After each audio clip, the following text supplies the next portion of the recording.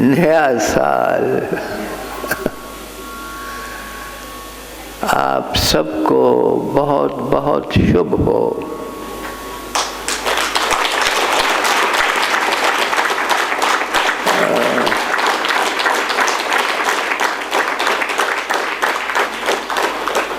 हर समय, हर नया दिन आपका मंगलमय हो, कल्याणकारी हो। हर दिन, हर पल, हर घड़ी, हर घड़ी आप खुशहाल रहो, आप आबाद रहो और आप ऐसे ही तालियां बजाते रहो।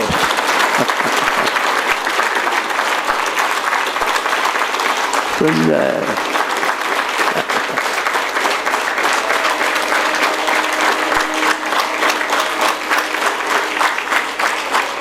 बहुत अच्छा, बहुत अच्छा।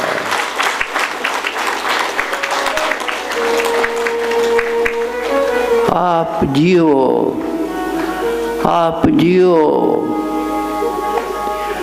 आप जियो कि वहाँ जाना है जहाँ बहारें हैं।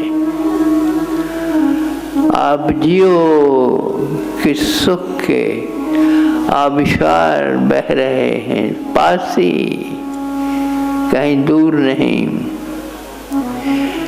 जियो कि आनंद ही आनंद बरस रहा है। जियो,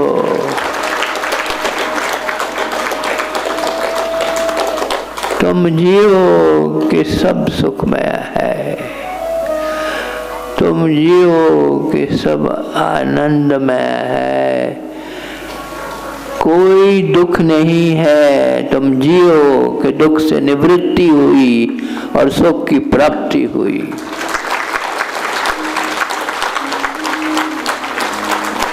गए, उड़ गए, उड़ गए सब दुख और दर्द तुम्हारे।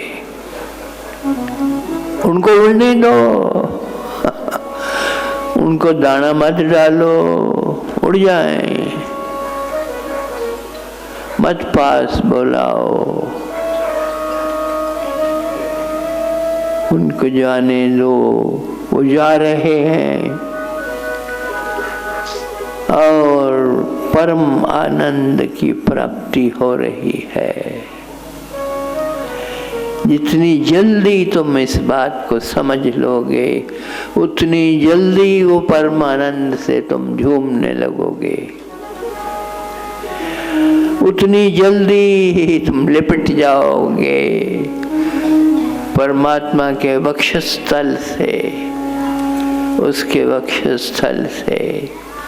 वो तेरा बाप है, वो तेरा मालिक है, वो तेरा पिता है, तेरी माता है। ये गाया करती हैं गुरु माँ हमारी, गाया करती हैं। गुरु मात पिता, गुरु बंधु सखा। गुरु मात पिता, गुरु बंधु सखा, तेरे चरणों में स्वामी मेरे कोटि प्रणाम। तेरे चरणों में स्वामी मेरे कोटि प्रणाम। गाया करते हो ना। क्या बात है। ये सुर में जब गाती हैं तो सुनने वाला स्तब्ध रह जाता है। नहीं गाती ये तुम्हारे सामने नहीं गाती, कोई बात होगी।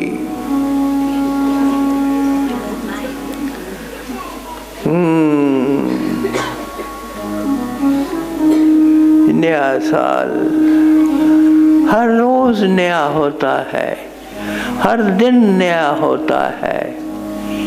ये सूर्य नए आशीर्वाद लेकर के चमकता है तुम्हारी छत पर हर रोज।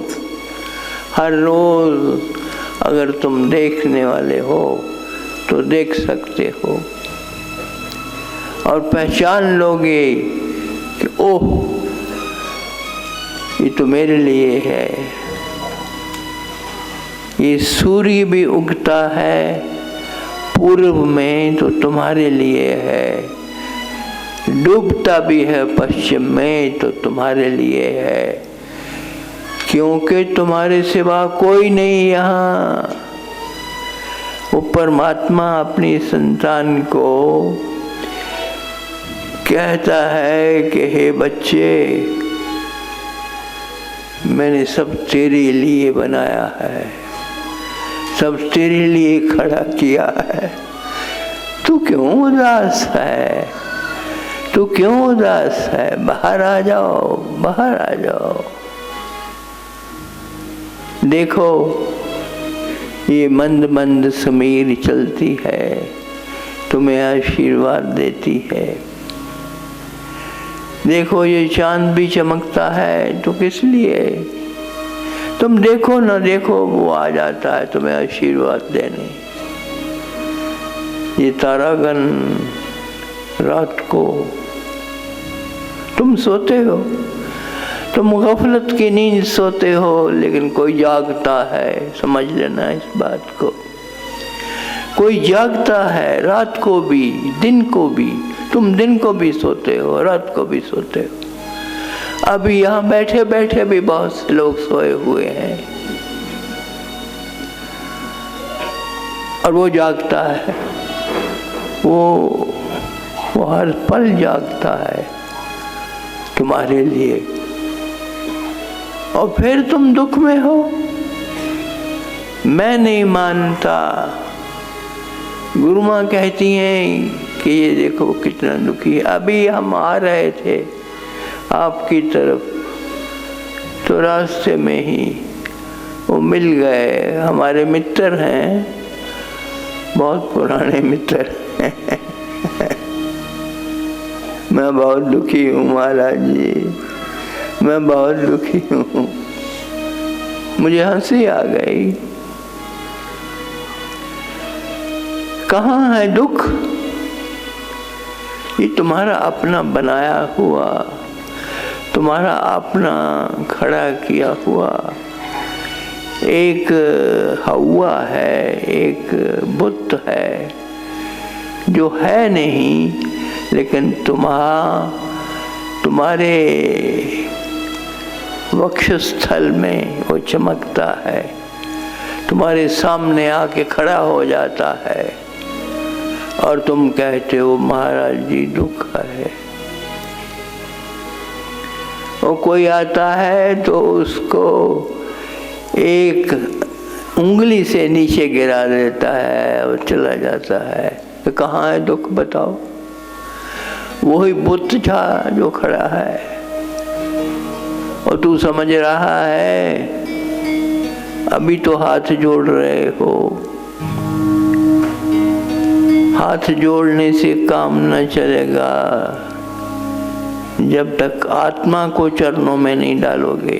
अपनी आत्मा को जो अमर है, जो सदा है, जो सनातन है, जो नित्य है, जो निरंतर है, उसी को उड़ेल दो, उसी को उड़ेल दो। और जब तक उड़ेलोगे नहीं तब तक नया जन्म नहीं होता। तब तक तुम नए चेहरे से, नई रोशनी लिए हुए, नई सुबह की तरह, तब तक तुम खिलोगे नहीं, हंसी नहीं आएगी तुम्हारे चेहरे पर। देखो सब ताकतें तुम्हारे पास दे रखी हैं उस मालिक ने। मैं तुम्हें शुभकामनाएं दे रहा हूँ नए साल की, लेकिन ये व्यर्थ है, क्योंकि मैं जानता हूँ कि नया साल कैसा होगा वो तुम्हारे अपने हाथ में है। उसको अच्छे से अच्छा बनाना तुम्हारा काम है। तुम्हें इतनी शक्तियां मिली हुई हैं कि उनके द्वारा तुम चाहो तो बना लो, सब बना लो, और तुम चाहो तो बिगाड़ लो, सब बिगाड़ लो। तुम चाहो तो अपना जीवन फूलों से भर लो, तुम चाहो तो फूलों की जगह कांटे ही कांटे बोलो। ये तुम्हारे पर निर्भर है। अगर आज दुख है तो किसी से मत कहो, किसी को मत कहो हाथ जोड़ के और झोली फैला के कि मेरा दुख दूर करो, मुझे शांति दो। वो सब दे रखी है उसने। देखो, सबसे पहली शक्ति तुम्हारी कौन सी है? तुम्हारे ख्याल, तुम्हारे विचार, तुम्हारे अपने ख्याल, तुम्हारे विचार, तुम्हारी भावनाएं जो सदा चलती हैं, सिवाय कुछ समय के लिए जब तुम गहरी नींद में होते हो, तब मन शांत है, तब मन नहीं सोचता कुछ भी। सपने देखते हो तो भी सोचता है, मन विचार करता है, मन में भावनाएं हैं। मैंने कहा कि अपने विचारों को, अपनी भावनाओं को पकड़ लो, तुम जो चाहो करो, अच्छा बना लो नया साल या बुरा बना लो, किसी के और दूसरे के हाथ में नहीं है। कोई आकाश में बैठा हुआ तेरे लिए ना बुरा करने वाला है ना अच्छा करने वाला है। जन्म पत्रियां तुमने दिखाई पंडितों को, वो ज्ञानी हैं, उनका मैं आदर करता हूँ, लेकिन किस लिए, क्या लिखा है उनमें और कौन है लिखने वाला? कोई बाहर शक्ति नहीं बैठी है।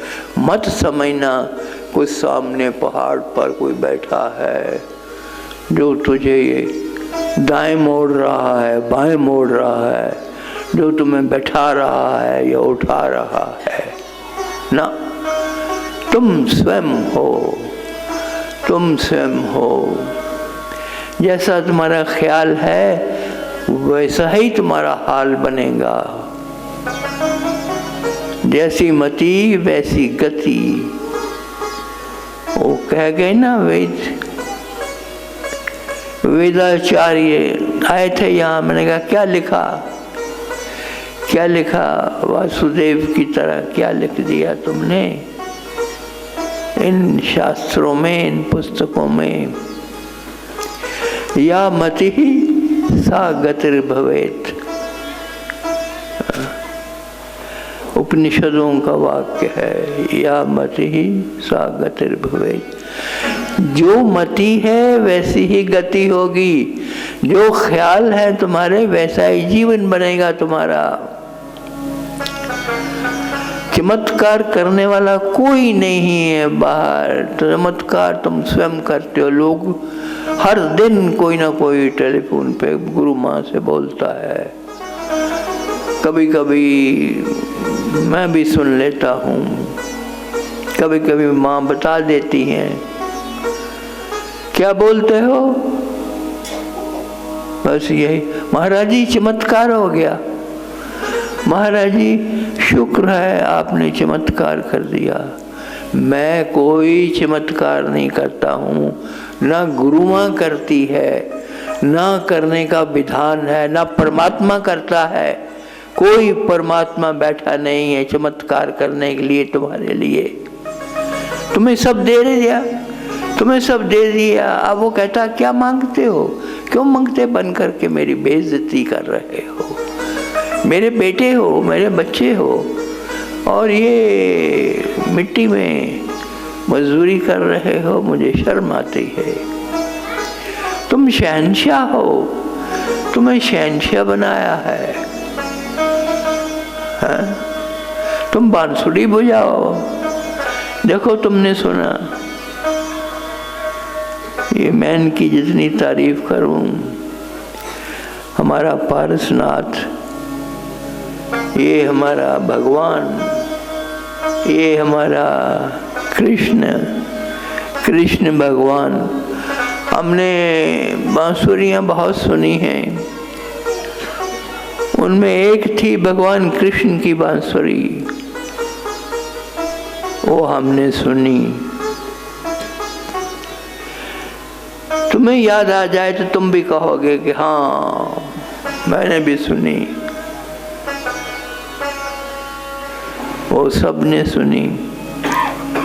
दूसरी बांसुरी मैंने वो रोम के बादशाह नीरू की सुनी। रोम में आग लग गई है, रोम सारा जल रहा है धूं धूं करके, उसकी सारी सल्तनत जल गई है और वो सामने के पहाड़ पे बैठ करके बांसुरी बजा रहा है, रोम का बादशाह। सीखो कुछ जीवन, वो बांसुरी बजा रहा है रोम का बादशाह। और कोई गुजरने वाला कहता है, अरे तुझे बादशाह किसने बना दिया, देख देख सब जल करके सुहा हो गया। रोम से खूबसूरत मैंने नहीं देखी कोई जगह। और पर्यटक जाते हैं वहां घूमने, वो राख हो गया और जो उसका बादशाह है वो बांसुरी बजा रहा है। कितना खूबसूरत है, वो बांसुरी मैंने सुनी है। और तीसरी बांसुरी, ये हमारे गिरधर गोपाल यहाँ बैठे हैं, पारसनाथ, तीसरी बांसुरी इनकी।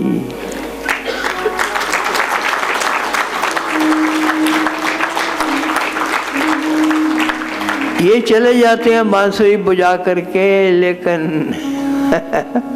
लेकिन वो तरंगे भीतर कलोल करती रहती हैं, अंदर समा जाती हैं वो तरंगे।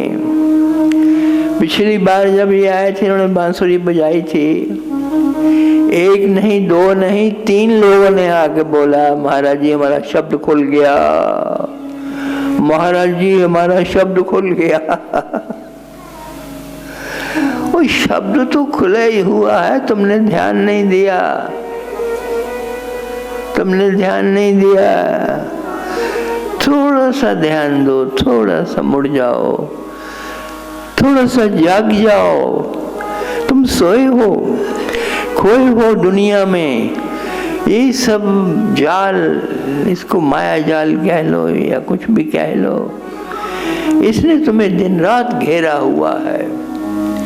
तुम्हें पता नहीं है कि ये सब किसी के हाथ में है, पीछे एक हाथ है, वो हाथ उसको चला रहा है, मिटा रहा है, वो उसको नचा रहा है।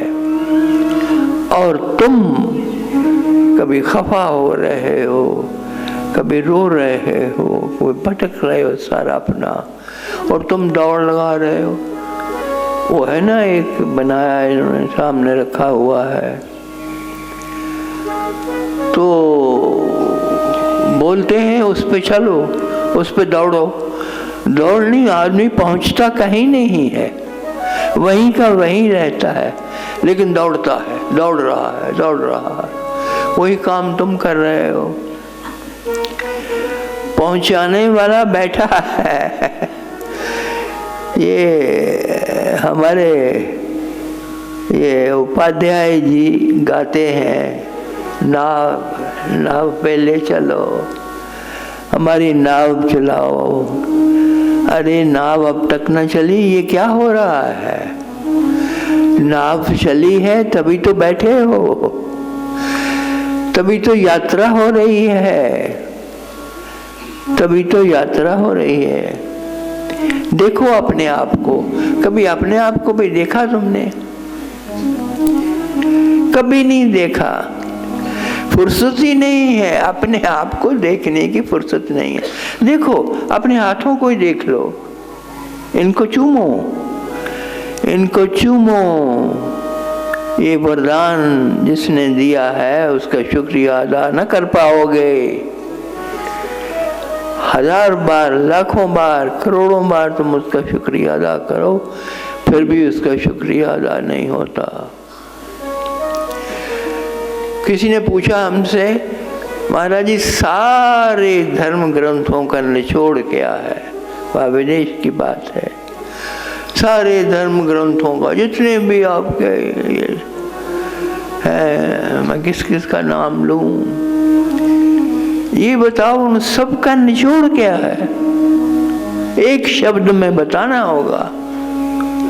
अब एक शब्द में न भगवत गीता समाती है, न भागवत समाती है, न रामायण, न बाइबल, न कुरान,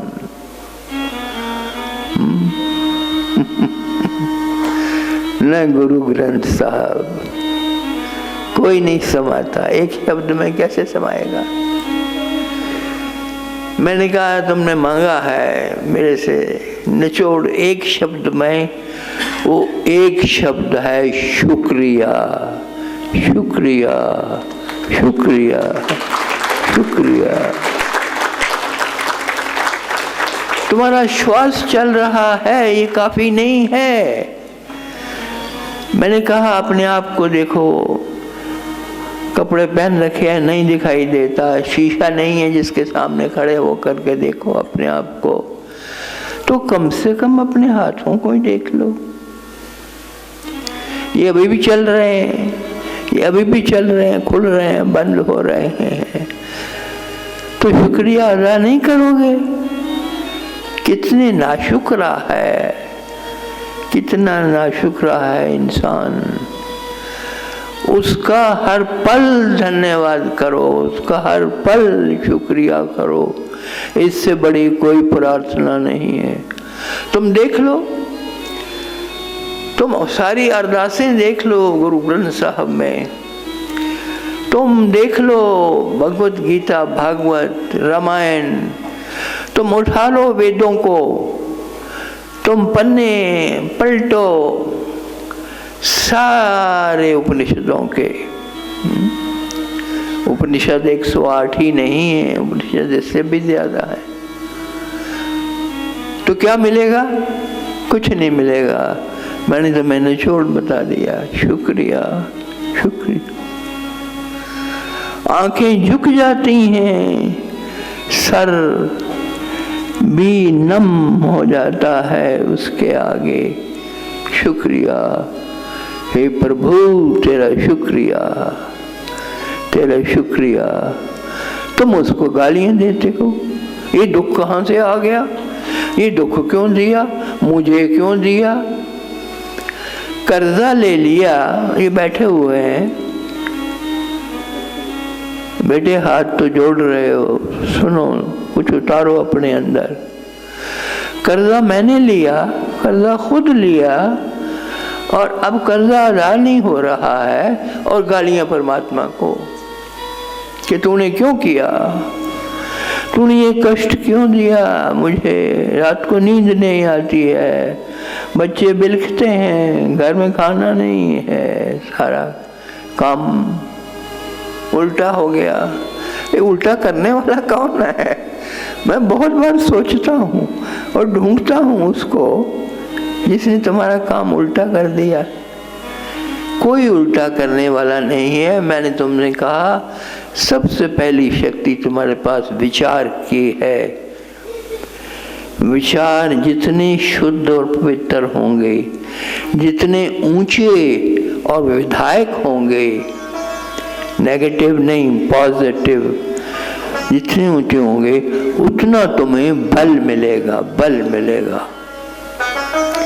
माँ कहती है मैं विचार करती हूँ जिस चीज का वो सामने होती है। माँ में तो खैर बहुत शक्तियां हैं। ये कहती हैं, कल ही कह रही थी कि मैं सोचती हूँ और उधर वो चीज हाजिर होती है। ये सोच तुम्हारी भी पैदा हो सकती है, तुम्हारे में भी है, बहुतों में है इस वक्त, और बहुतों में हो सकती है वो सोच। सो कुछ भी नहीं करना है, कुछ भी नहीं करना है, केवल झूठ मत बोलो, सच्चाई बोलो। हमेशा जब भी बोलो सच्चाई बोलो। अगर झूठ बोलने की आदत बन गई है तो याद रखो जो भी तुम मांगोगे उल्टा मिलेगा, झूठा मिलेगा, वो भी जिंदगी में झूठा आ जाएगा। तुम्हारे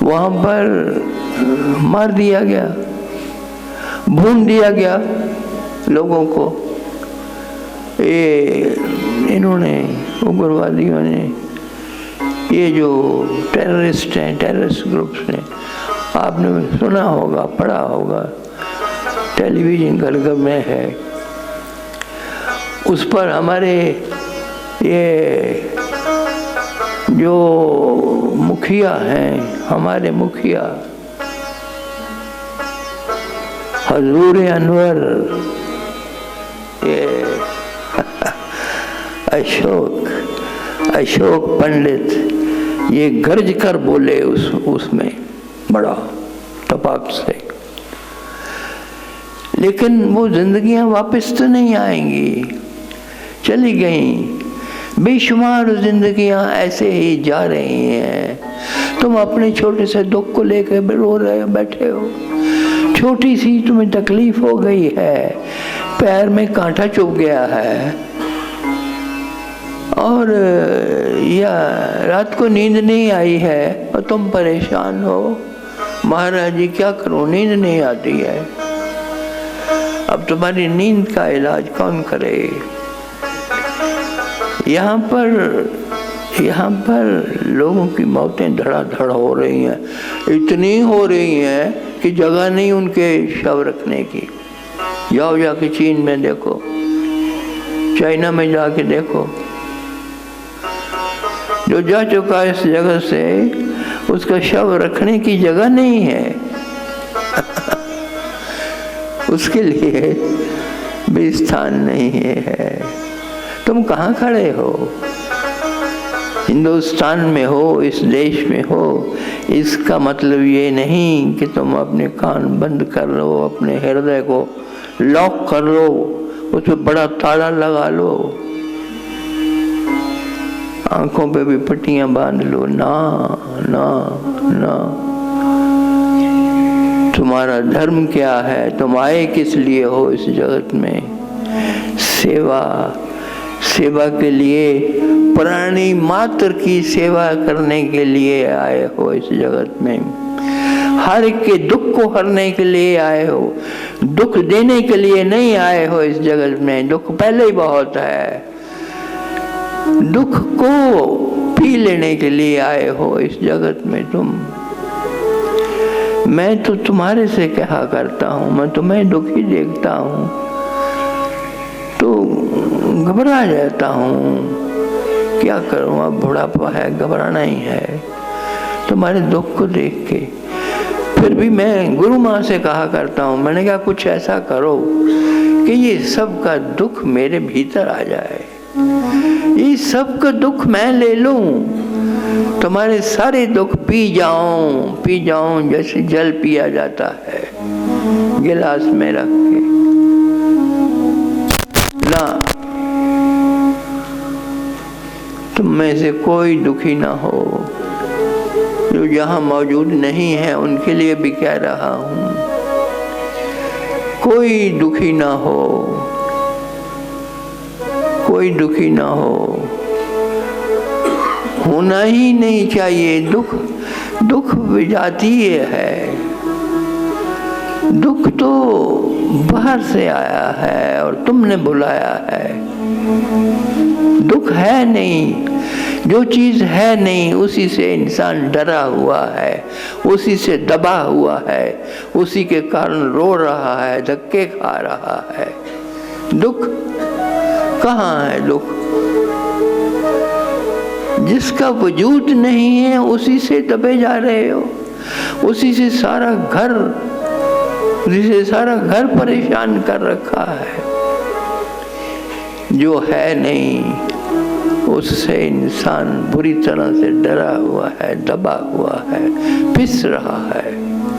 और जो है, जो सदा है, जो सनातन है, नित्य है, जो निरंतर है, वो पास से भी पास है, पास से भी पास है, तुम्हारे हृदय के बीच में है। फिर भी तुम अनभिज्ञ हो उससे। ये कैसी विडंबना है, ये कैसी विडंबना है। तत्सृष्ट्वा तदेवानुप्राविशत्। इस सारी सृष्टि को बना करके परमात्मा ने कहा मुझे ढूंढ लो, मुझे ना ढूंढ पाओगे इस सृष्टि में, क्योंकि मैं इस सृष्टि के केंद्र में जाके बैठ गया हूँ। अब ढूंढो मुझे। तुम ढूंढते जा रहे हो, परमात्मा नहीं मिलता। और ऋषि मुनियों ने लिख दिया वो अग्राह्य है, वो अचिंत्य है, उसके बारे में सोचा भी नहीं जा सकता, सोच से भी बाहर है। वो अलग है, वो अगम है, वो अनाम है, क्योंकि पा नहीं सके, उसे पाया नहीं। क्यों नहीं पाया? कि जहाँ ढूंढ रहे हो वहाँ है नहीं। वो जहाँ ढूंढना चाहिए था भीतर अपने, जहाँ वो सदा से बैठा है, उसका पता नहीं। अरे है इंसान, तू बोल नहीं सकता उसके बगैर, तू देख नहीं सकता उसके बगैर, तेरा कुछ नहीं हो सकता। वही तो है, वही तो है।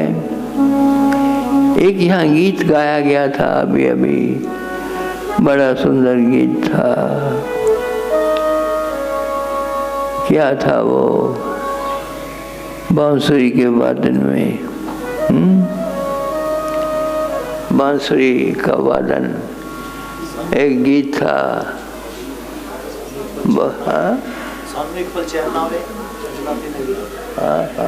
क्या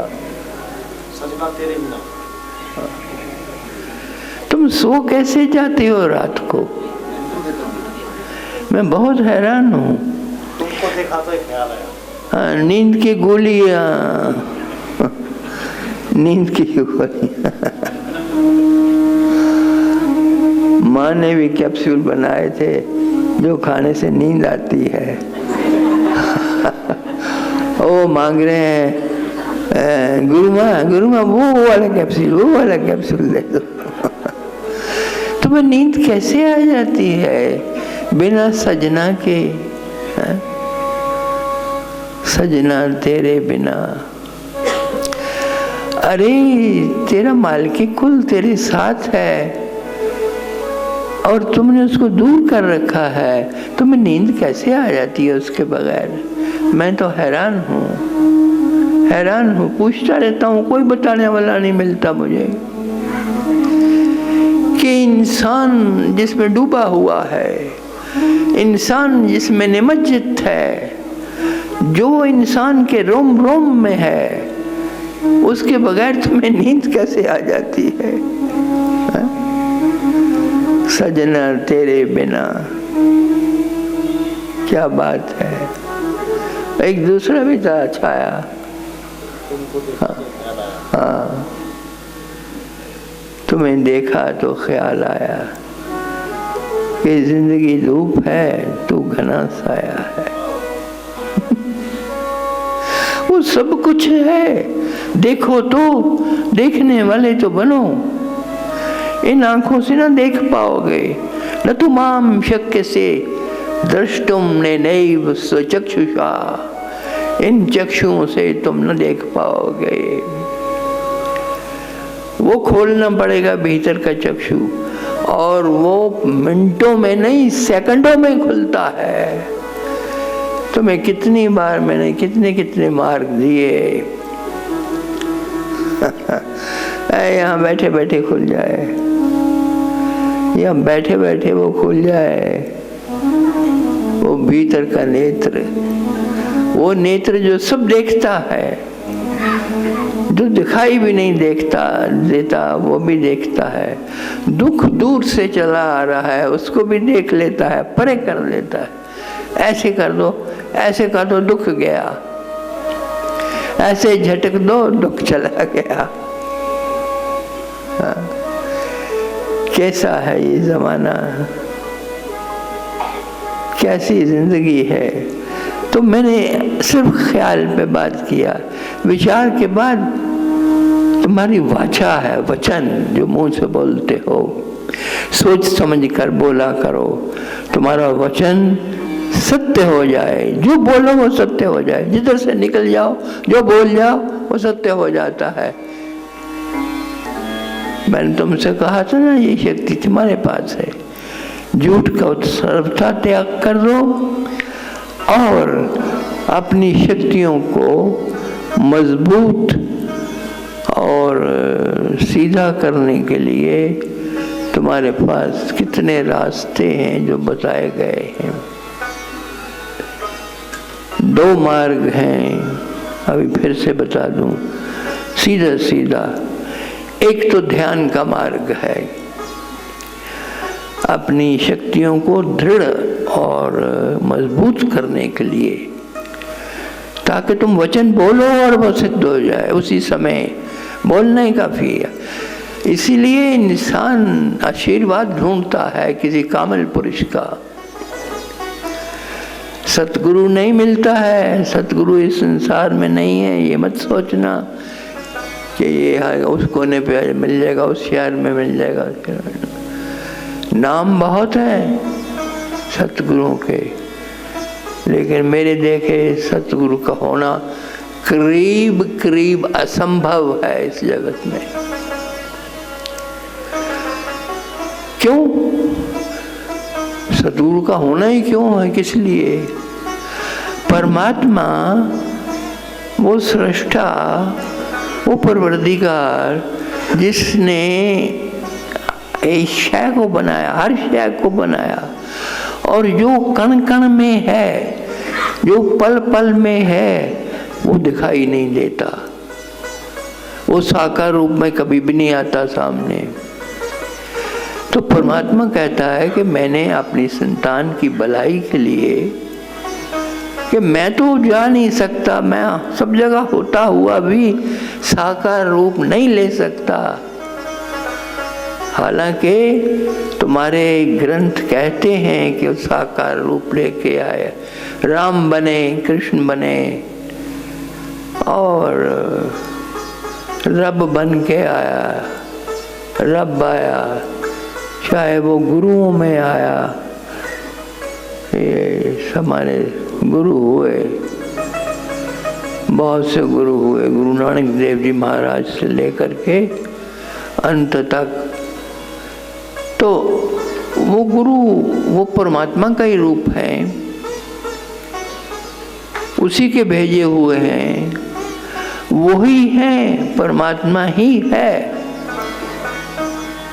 परमात्मा ही है। तो उसने कहा कि मैं सब जगह साकार रूप में तुम मुझे नहीं देख पाते हो, टटोलते हो, कभी मंदिरों में, कभी मस्जिद में, कभी गुरुद्वारे में, कभी उधर, कभी इधर, कभी, तुम सब जगह टटोलते हो मुझे, मैं नहीं मिलता हूँ, क्योंकि मैं अग्राही हूँ, क्योंकि मैं अचिंत्य हूँ, मैं अलग हूँ, दिखाई नहीं दे सकता। लेकिन मैंने एक प्रबंध किया है। वो प्रबंध क्या किया है? सतगुरु का निर्माण किया है। मैंने सतगुरु का निर्माण किया है। सतगुरु उतारता है वो, जिसके साथ तुम बात कर सकते हो, जिसको बाजू से पकड़ के खींच लेते हो, जिसको देख सकते हो आंखों से, जिसको सुन सकते हो कानों से। सारी तुम्हारी इंद्रियां सक्रिय हो जाती हैं उसको देख करके, उससे तुम मुखातिब हो सकते हो। एक कम्युनिकेशन बनता है। तुम परमात्मा से कम्युनिकेशन करने की कोशिश करते हो, परमात्मा से बात करने की बात है, तो वो कहता है मैंने ये रहा गुरु, इससे पहले बात कर लो, इससे तो बात करो। भगवान के पास ऐसे गया ना वो काग, बाद में काग बन गया, बाशुंडी। तो वो भगवान ने कहा कि मैं तेरे से बात नहीं करता, जा तू काग हो जा, तू कौवा बन जा, क्योंकि तूने बहुत बड़ी भूल की है। अरे वो सतगुरु बैठा था साथ ही, तेरा सतगुरु, उसको मैंने भेजा हुआ है, उसको तुमने प्रणाम तक न किया और तुम यहाँ दर्शन करने चले आए। मेरे से कुछ ना मिलेगा। ये एक कथा है, एक वृत्तांत है, ये बात समझाने के लिए कि संसार में वो मौजूद हुआ है, ना होता हुआ भी है। तुमने पत्थर को भी अगर मान लिया कि वो परमात्मा है तो वो परमात्मा है। तुमने दीवार को भी मान लिया कि ये परमात्मा है तो ये परमात्मा है। लोगों ने पाया, लोगों ने कोरी दीवार से पा लिया, पत्थरों से तो पाते ही हैं। भगवान शिवलिंग बना दिए तुमने, उनकी पूजा करते हो, प्रार्थना करते हो, सब करते हो, उनसे भी पा लेते हो। जहाँ तुम्हारा ये श्रद्धा, तुम्हारा विश्वास पूर्ण है, संपूर्ण है, वहाँ पे परमात्मा खड़ा मिलेगा तुम्हें। परमात्मा सदा है। एक सतगुरु में अगर तेरी आस्था नहीं है तो वहाँ मत जाना। बिना आस्था के कुछ नहीं होता है संभव, क्योंकि ये बात तुम्हारी है, ये बात परमात्मा की नहीं है। परमात्मा कहता मैं तो हूँ, मैं तो एक कण कण में भी हूँ, मैं तो मिट्टी में भी हूँ, धूल में भी हूँ, मैं तो काले कोयले में भी हूँ। अब तुम्हारी श्रद्धा कहाँ बैठती है, तुम्हारा विश्वास कहाँ बैठता है? जहाँ तुम पूर्ण रूप से श्रद्धावान हो और तेरा विश्वास कभी नहीं डोलता, टूट है, हर मुसीबत में अटूट है, हर बुराई में अटूट है, हर अच्छाई में अटूट है। जहाँ तुम्हारा रिश्ता, तुमने एक रिश्ता बना लिया,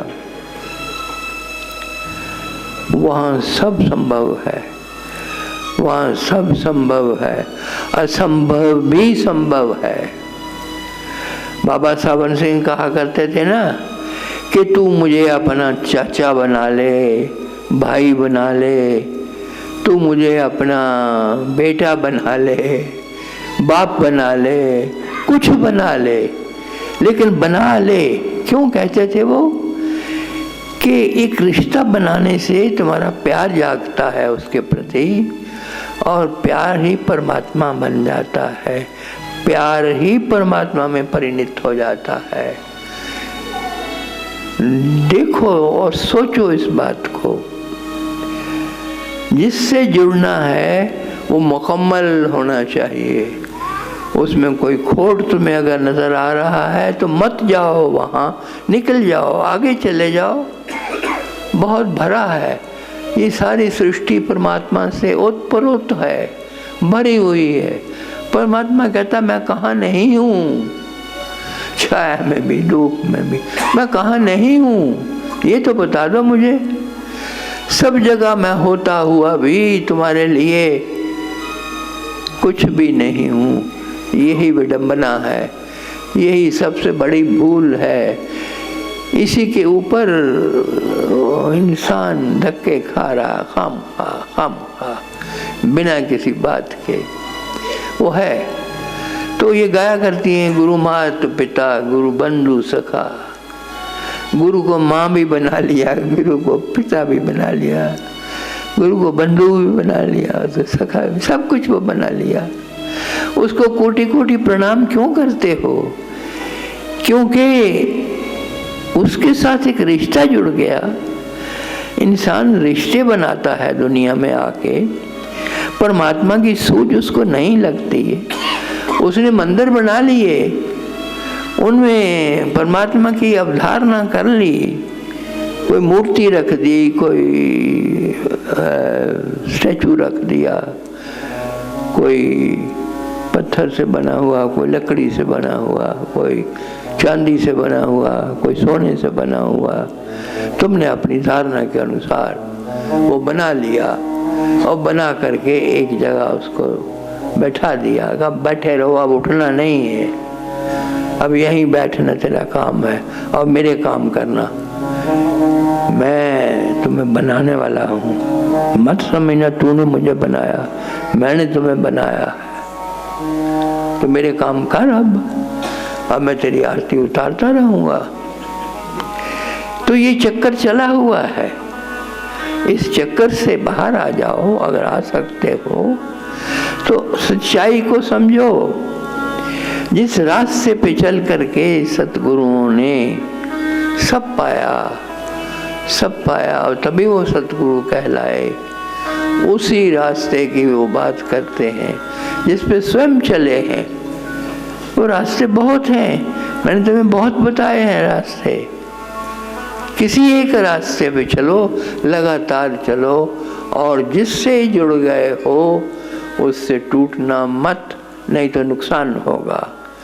क्योंकि वहाँ भी परमात्मा उतना ही है जितना यहाँ है, जितना वहाँ है। वहाँ परमात्मा कम और ज्यादा कहीं नहीं है। ऐसा मत सोचना कि यहाँ कम है यहाँ ज्यादा है। समोहम सर्वभूतेषु न मैं द्वेषो अस्ति न प्रियो। उसके लिए तो कोई बुरा नहीं है, कोई पराया नहीं है, कोई अपना नहीं, सब अपने ही तो बनाए हुए हैं, खुद ही तो बनाया। समम सर्वेषु भूतेषु तिष्ठन्नम परमेश्वरम विनश्यसु अविनश्यन्तम यः पश्यति सः पश्यति। वही देखता है जो ऐसे देखता है, नहीं तो तुम्हारा देखना व्यर्थ है। हर शय से प्रेम करो, हर इंसान से प्रेम करो। जो दुश्मन भी है उसकी दुश्मनी छोड़ दो, भूल जाओ। मैं इसको मजा चखा के रहूँगा। महाराज जी इतनी इजाज़त मुझे दो, मैं एक ही काम, मैं उसका बदला तो लेना पड़ेगा। उसने ऐसा किया, अब ये तो करना पड़ेगा ना। ये जहालत है, ये बहुत गहरी मूर्छा है। इससे निकलो, बाहर आ जाओ। दिन दो गालियां जो देता है सुन लिया करो। कान बंद नहीं कर सकते तो सुन लो। कोई थप्पड़ मार देता है, मारने दो। कोई धक्का दे देता है, देने दो। अरे तेरा क्या बिगड़ता है, तू शांत रह और तू आशीर्वाद दे सबको। गिरतों को संभालते रहो, चाहे वो तुम्हें डबोने ही लगे, उनको भी संभालो, उनको भी संभालो। ये मुझे याद आता है वो हरिद्वार की पौड़ियाँ, जहाँ पर वो खड़े हैं संत महाराज, और वो वहीं रहते हैं। वो एक कीड़ा है, वो गिर गया है पानी में, तो वो उसको उनको दया आती है। वो कुछ और तो है नहीं, अपना हाथ नीचे करके उसको उठाने की कोशिश करते हैं। तो कीड़ा उनके हाथ पे आ जाता है और दांतों से उनको दंडी मारता है। वो उनको चुभोता है अपने दांत, तो दर्द होता है। तो ये संत झटक देता है अपना हाथ, वो फिर गिर जाता है पानी में। खून बहने लगता हाथ से, जिस हाथ ने उठाया था। तो लेकिन वो खून को नहीं देखता है वो संत। फिर से हाथ नीचे करता है, उसको करता है, वो फिर काटता है। वो अपना धर्म कर रहा है, निभा रहा है, उसने काटना है, ये उसका धर्म है। और किसी ने पूछा कि क्यों ऐसा कर रहे हो, तेरा खून हो गया तेरा हाथ, तुम्हें पता है वो काटता है, तुम उसको क्यों बचाते हो? तो उसका यही जवाब था संत का कि देखो, बचाना मेरा धर्म है, मेरा काम है, मैं हर जीव की रक्षा के लिए आया हूँ। ये दंडी मारना, ये खून निकालना, ये चुभना, ये जहर डालना मेरे अंदर, ये इसका काम है, इसको करने दो अपना काम। मैं तो बचाऊंगा। इंसान कुंद हो गया है, पत्थर हो गया है, पिघल नहीं सकता यहाँ से। हृदय पिघलता नहीं है दूसरे का दर्द देख करके। समानुभूति चली गई, एम्पथी, इसके बारे में मैंने बहुत लंबा जिक्र किया था। एम्पथी, समानुभूति, अब वो नहीं रही। तो मैं कहता हूँ कि ज़्यादा ना करो। तो किसी जीव को या किसी कीड़े को उठाने मत चले जाओ। अब कीड़ा ढूंढने जाओ तो कहाँ है कीड़ा, कौन से दरिया में मिलेगा, कौन से पानी में मिलेगा। तुम्हारे आस-पास जरा आंखें खोल के देखो, जगह जगह सेवा करने का काम है, जगह जगह। सर्दी के मौसम में अब उन्होंने कंबल दिए तो वो कंबल बांटो कि सर्दी में लोग ठिठुर रहे हैं। कितनी मौतें हो जाती हैं आजकल के सीजन में, लोग मर जाते हैं सर्दी से ही। तो कोई भूखे हैं, भूख नहीं मिटती, बड़ा मुश्किल है। अरे अन्न दे दो उनको, क्या ले लेगा तुम्हारा, उनको कुछ खिला दो, किसी को पिला दो। देखते रहो कि कहाँ तुम अपना हाथ बढ़ा सकते हो, कहाँ तुम किसी को संभाल सकते हो, कहाँ तुम सेवा दे सकते हो। दे सकते हो, देना परमात्मा का हुक्म था किसी समय, वो हुक्म सुना नहीं गया कि मैं सबको देता हूँ। ऐ इंसान, तेरा काम लेना नहीं है, तेरा काम देना है। देते जाओ, देते जाओ। मैं पीछे से देना बंद नहीं करूँगा। तू क्यों देना बंद कर देता है? हा? देते जाओ, जो दे सकते हो दे दो। अगर अपना कपड़ा उतार के भी किसी को दे सकते हो तो दे दो। रहम करो।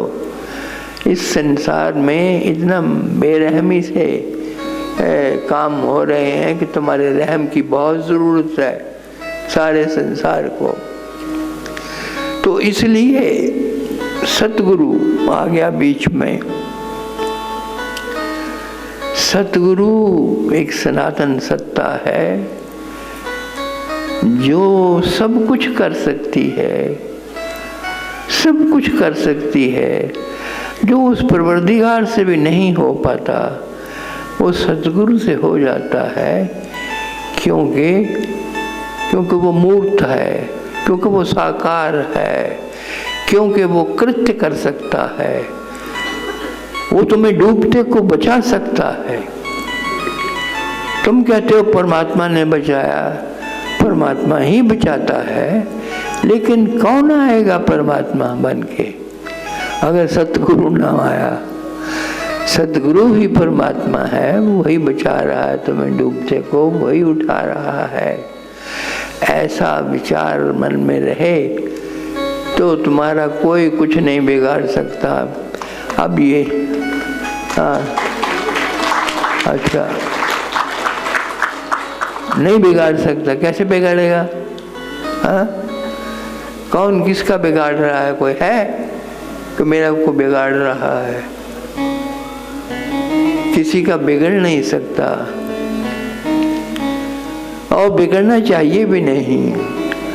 अगर सतगुरु सजीव है, अगर वो देख रहा है, और याद रखना सतगुरु शरीर में नहीं होता है, वो कहीं से भी देख सकता है।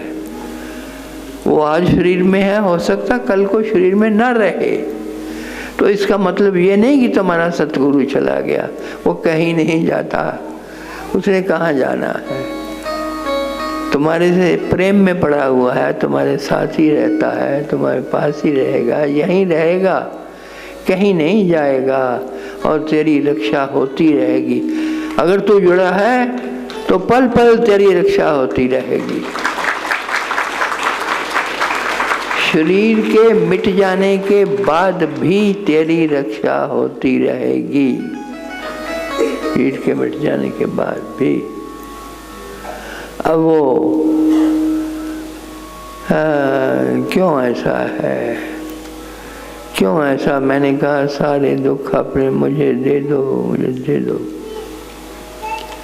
मैंने तुम्हें कहा था दो तरह से दो तरह से तुम मजबूत हो सकते हो अपने सारे इनमें, और जो तुम सोचोगे वो हो जाएगा, जो बोलोगे वो हो जाएगा। इसी तरह से असाध्य रोग बिना किसी दवाई के ठीक हो जाते हैं। ध्यान में जब तुम प्रकाश और शब्द को पार करके आगे जाते हो महाशून्य अवस्था में, तो वहाँ पर तुम्हारा ब्रेन, जो देखा गया है, ये वैज्ञानिकों ने देखा है कि बड़ी डीप, बड़ी गहरी ब्रेन वेव्स वो चलती हैं। वो ब्रेन वेव्स थीटा कहलाती हैं, अल्फा बीटा थीटा, तुम जानते होगे। Alpha waves, beta waves, theta सबसे गहरी और सबसे मजबूत पावरफुल वेव है जो तुम्हारे ब्रेन में चलने लगती है, तुम्हारे वो हृदय को भी पकड़ लेती है, तुम्हारे मन को भी पकड़ लेती है। उस वेव्स के रहते हुए, उस थीटा वेव्स की अवस्था में तुम जिसको भी छुओगे उठ के खड़ा हो जाएगा, बीमार शफा पा लेगा, मरने वाले को भी हाथ रख दोगे तो वो जी के उठ के जाएगा, वो उठ जाएगा, वो जीवित हो जाएगा। उस अवस्था में, वो थीटा ब्रेन वेव्स में, उस वक्त तुम कहाँ होते हो? न प्रकाश में होते हो, न शब्द में होते हो, वो महाशून्य अवस्था में तुम उससे जुड़े होते हो। अलख अगम अनाम के बिल्कुल साथ जुड़ा हुआ वो परमात्मा तत्व, तुम परमात्मा ही बन जाते हो। तुम्हारा छूना भी जो है वो ऐसी शफा दे जाता है जो कभी नहीं मिलती। इसीलिए बुलाते हैं ना, उनके दर्शन हो जाए, उनका हाथ लग जाए, सिर झुकाते हो कि हाथ यहाँ, सिर के ऊपर हाथ रखें।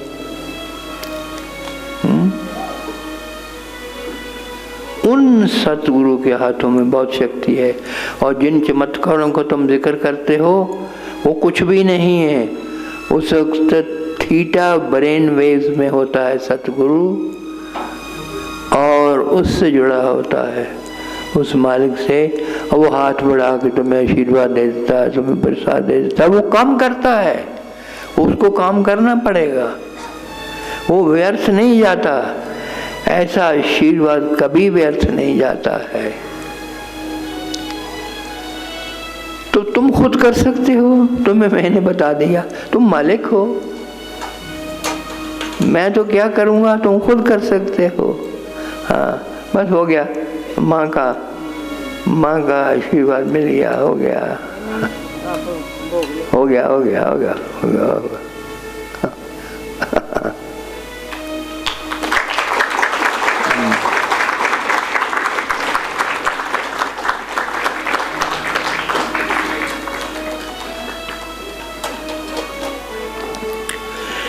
ये थीटा ब्रेन वेव्स में कभी कभी तुम्हें आंखें बंद करनी पड़ेगी, नहीं तो नहीं आएगी, वो अवस्था नहीं आएगी। बाद में खुली आंखों के साथ ही यू आर देयर।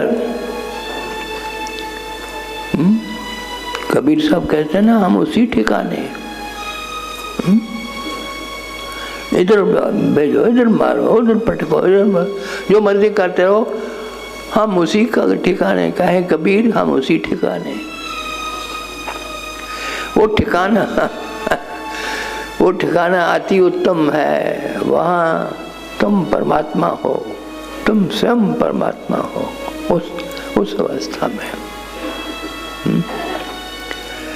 इसलिए उत्तिष्ठ जागृत प्राप्त वरान ने बोधित, उठो, जाग जाओ, अब पालो अपने मकसद को, पालो अपने उस ठिकाने को। वो ही अति उत्तम है, उसी के लिए सब फरियाद है, उसी के लिए सब फरियाद है। ये सारी के सारी दूसरी बात जो कुछ नहीं कर सकते। पहले भी कहा था, फिर से रिपीट कर दूं, जो ये नहीं कर सकते, ध्यान नहीं कर सकते, कहीं नहीं जा सकते, और जिनको कुछ नहीं समझ, आध्यात्म रास्ते पे नहीं चल सकते, वो एक काम करें, उनमें वो सब गुण अपने आप उतर आएंगे। वो एक काम करें, वो हंसते रहें, वो हंसते रहें, वो हंसते रहें, वो हंसते रहें। तुम कहोगे ये क्या कह दिया? हाँ?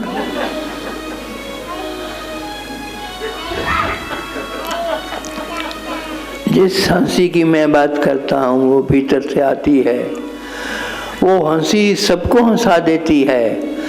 वो हंसी अगर तुम सारा दिन बीच बीच में रुक करके देखते रहो अपने अंदर कि वो हंसी बनी हुई है, वो हंसी है कि नहीं है। पहले पहले तुम्हें दिक्कत आएगी हंसने में, बाद में वो दिक्कत भी चली जाएगी, अपने आप तुम हंसने लगोगे। जहाँ खड़े हो हंस रहे हो। ये माँ पूछती है बच्ची अब वो विदेश में है, वो हंसती रहती है, वो हंसती रहती है। तो माँ पूछती है क्या बात है, क्यों हंसती है? मैंने कहा उसी से पूछो क्यों हंसती है।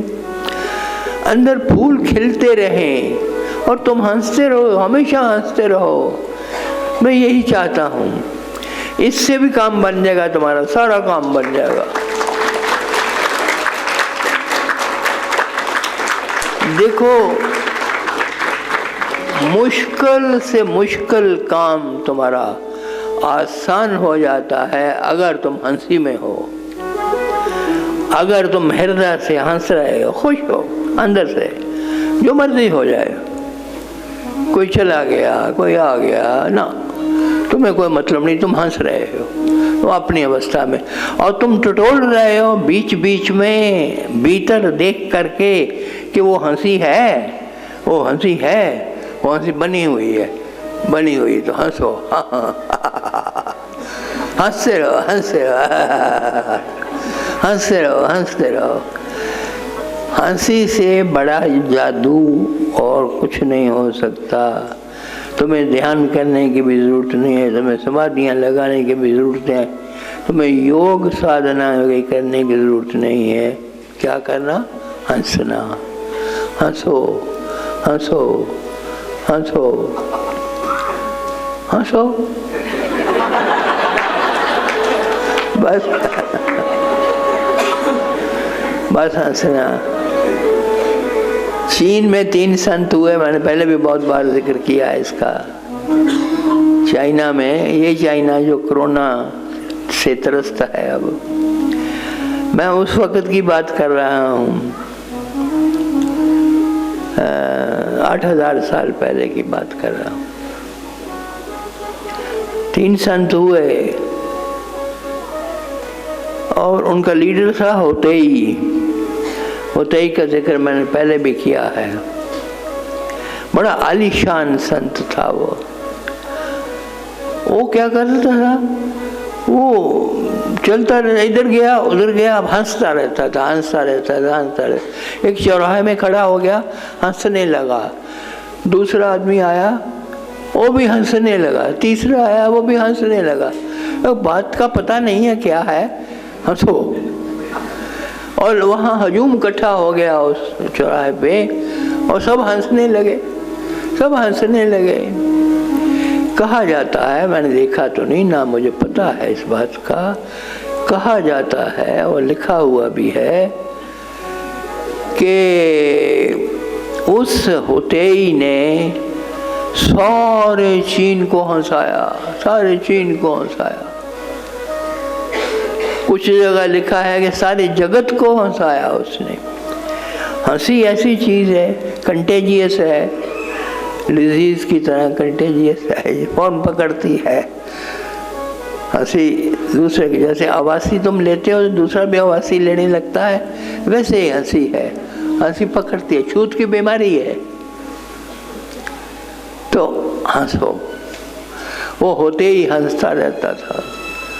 और जब मैंने देखा भगवान कृष्ण, उन्होंने शुरू ही अपना पाठ जो पढ़ाया अर्जुन को, शुरू ही इस बात से किया, राग द्वेष वैयुक्तैस्तु विषयान इंद्रियैश्च शरण आत्मवश्यैर् विदेह आत्मा प्रसादम अधिगच्छति।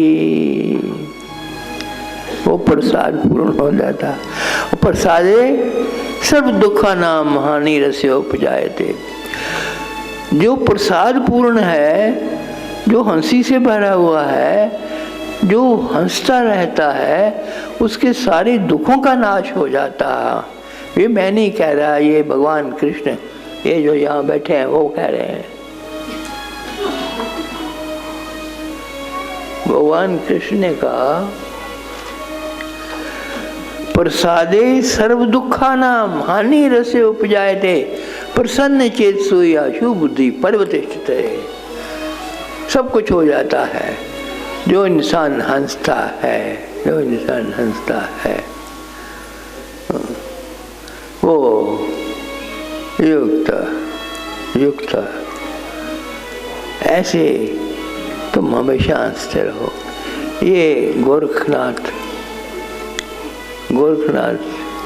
गोरखपुर में हुआ है, पता है ना, मैंने किस्सा सुनाया उनका कई बार।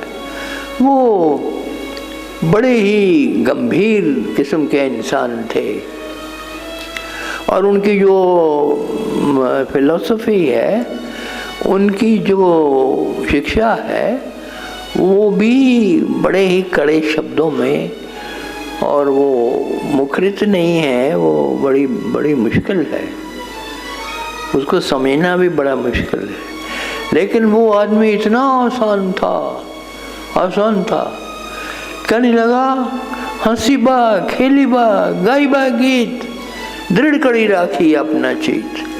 अरे हंसो खेलो गाओ बजाओ, ये उसका मैसेज था। हंसी बा खेली बा रही बा रंग, काम क्रोध न करी बा संग। लेकिन ये जो दुश्मन है तुम्हारे, काम हुआ क्रोध हुआ। काम क्या है? वासना है। अभी माँ बता रही थी, वासना विषयों को फौरन छोड़ दो। मैंने कहा ना, जैसे जहर को त्याग देते हो ना, वैसे विषयों को त्याग देना चाहिए। विषय वासना इंसान के लिए नहीं बने हुए, प्रेम बना है इंसान के लिए। प्रेम में उतरो, उसमें नहीं, विषय वासना में नहीं। तो इसलिए उसका खंडन है। वो हमारे बोल दे तो तुम्हें ज़बानी याद है, विषयों से जो होए वो दास्ता।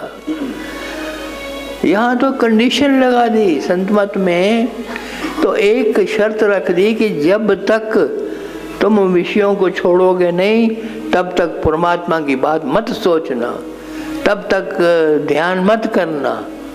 ध्यान में नुकसान हो जाएगा, तुम और ज्यादा कामी बन जाओगे, तुम और ज्यादा विषय वासना में उतरोगे अगर तुमने नहीं छोड़ा।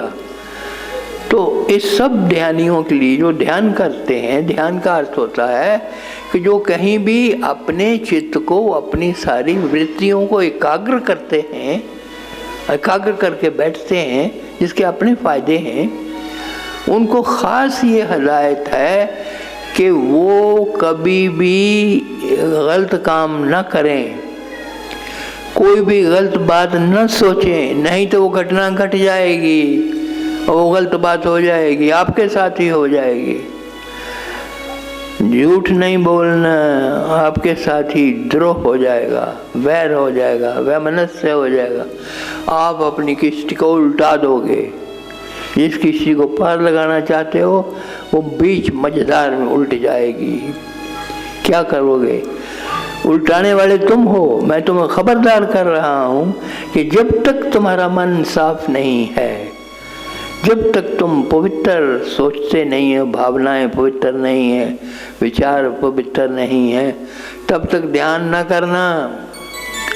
तब तक ध्यान में नुकसान होगा, तुम्हारा अपना नुकसान होगा, क्योंकि शक्तियां एकाग्र होंगी। और जो भी अंदर कर रहे हो, अगर खराब सोच रहे हो तो वो एकाग्र हो करके शक्तिवान हो जाएगा, और शक्ति मिलेगी उसको, उस थॉट को शक्ति मिलेगी, वो थॉट घटित हो जाएगा, तुम्हारे सामने घटना घट जाएगी। ये सोच लो। और दूसरी बात है कि विषयों से जो होए उदासा, परमारथ की जा मनासा, धन संतान प्रीत नहीं जाके, जगत पदार्थ चाह नहीं ताके, खोजत फिरे साधु गुरु जागे। तब सतगुरु की खोज करनी चाहिए। पहले अपना तो गिरेबान साफ कर लो और शीशे की तरह चमकते हुए सतगुरु के आगे जाओ।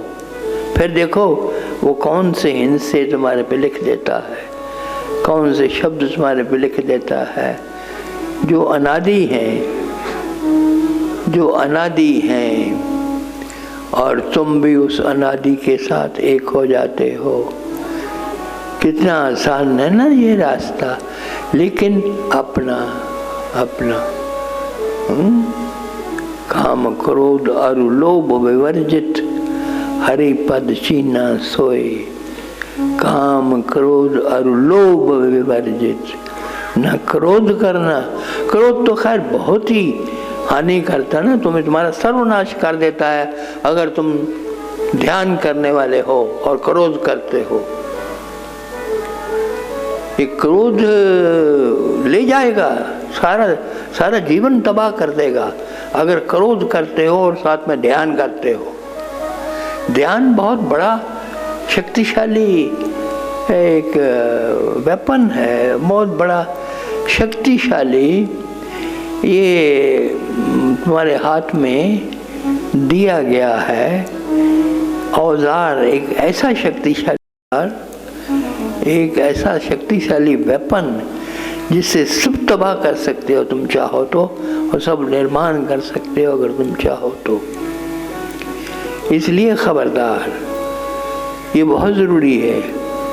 काम क्रोध और लोभ विवर्जित, हरि पद चीना सोई। वही हरि के पद को पा सकते हैं, वही हरि की उपासना कर सकते हैं। ये शर्त है।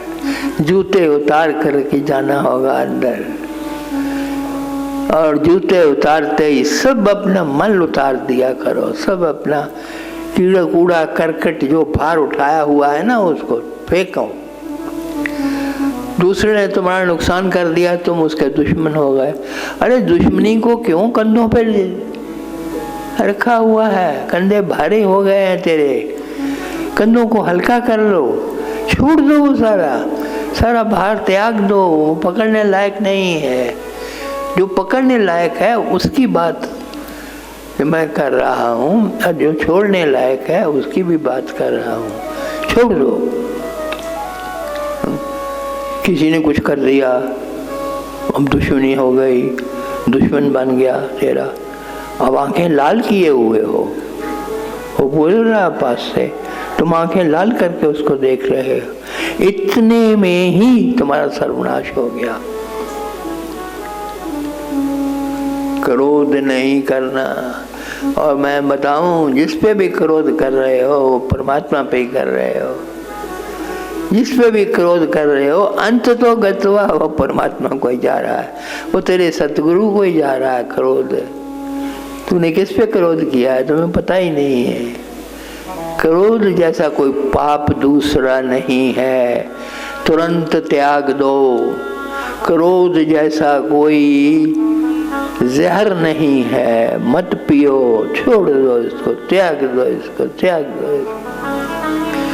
कुछ तो करो ताकि अगली बार मैं तुम्हें देखूं तो ऐसे मुझे अपना चेहरा नजर आए तुम्हारे में, मुझे ये स्वरूप तुम्हारे में नजर आए। समय ज्यादा हो गया। अरे भोजन था आपका, तो आपने तो भोजन मिल लेना था। हाँ हाँ हाँ, मंगवा लो।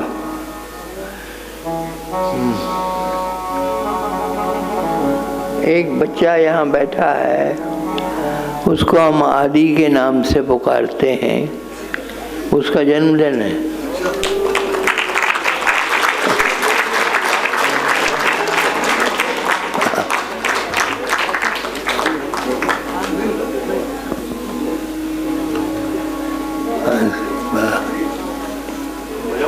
आइए आइए, आ जाओ आ जाओ आ जाओ आ जाओ आ जाओ।